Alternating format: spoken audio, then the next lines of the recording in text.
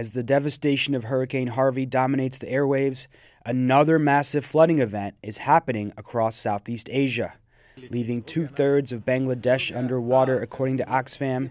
Flooding has inundated eastern India to Mumbai, Karachi, Pakistan, and Nepal. 41 million people have been affected, with the death toll at 1,200 and rising.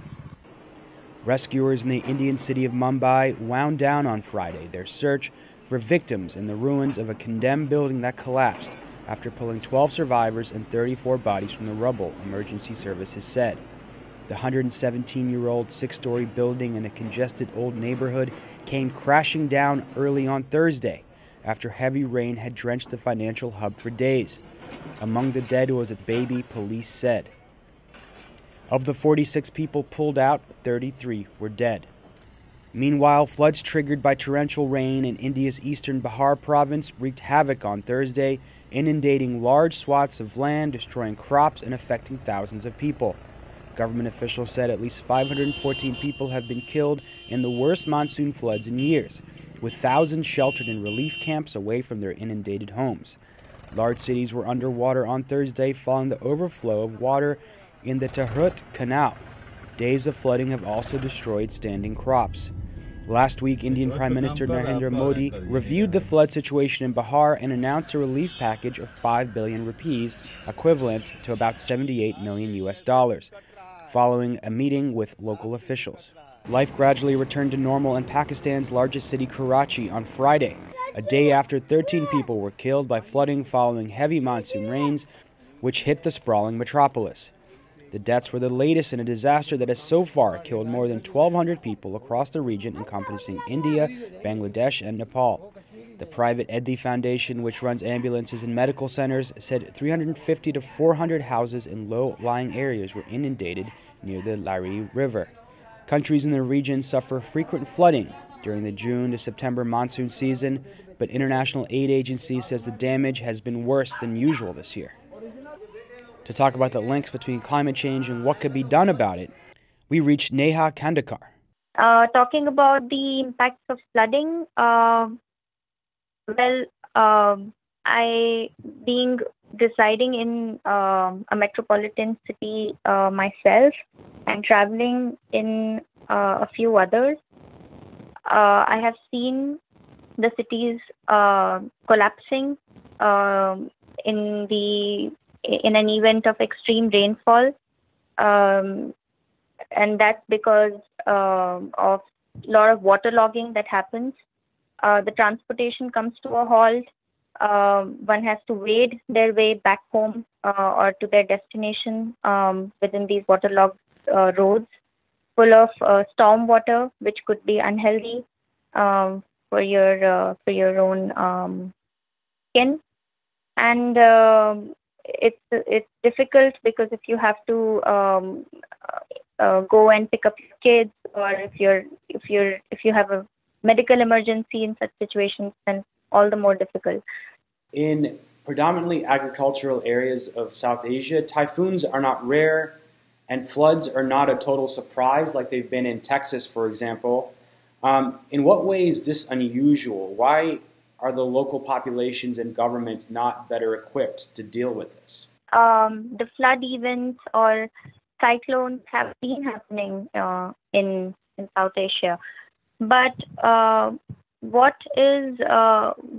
leaves us unprepared? Why is it difficult to deal with these events? Is probably because the early warning systems not being robust. And even if the warnings are being released by the meteorology department, then probably the dissemination is not up to the mark.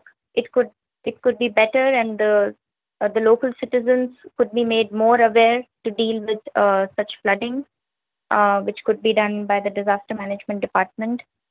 Which there are examples of how they dealt with cyclones in a better way, and they evacuated everyone in case of Orissa.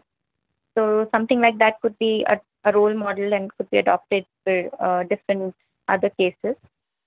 Then there are stormwater drains and sewage drains, which are not designed to deal with the organically growing urban areas in South Asian region. Um, so these areas are growing because of lack of livelihood opportunities in the back in the villages, and it's really unforeseen.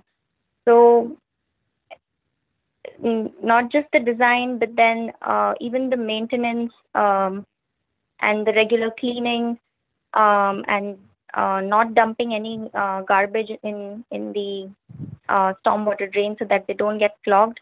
These sort of things have to be looked into and done on a frequent basis, and not just at the time of the flood, and then we have to forget about it. And so in the United States, there's been a concerted effort to undermine climate science, and a large number of Americans doubt that climate change is behind these extreme weather events we're facing in the U.S. and across the world. Talk about what the situation is in Southeast Asia. Do people see the link between these extreme weather events and climate change?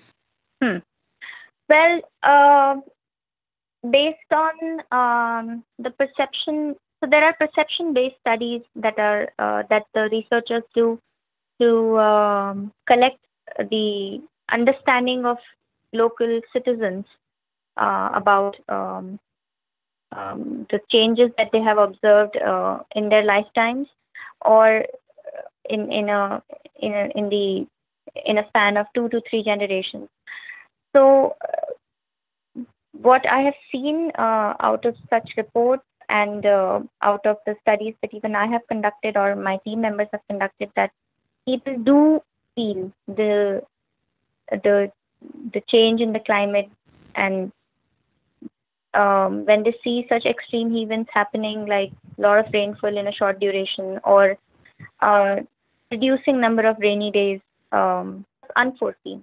Now some people call it directly by the name of climate change. Some people are not aware of it, but they do tell us that it is something unforeseen. This is something that they or their forefathers have not seen happening in their lifetime.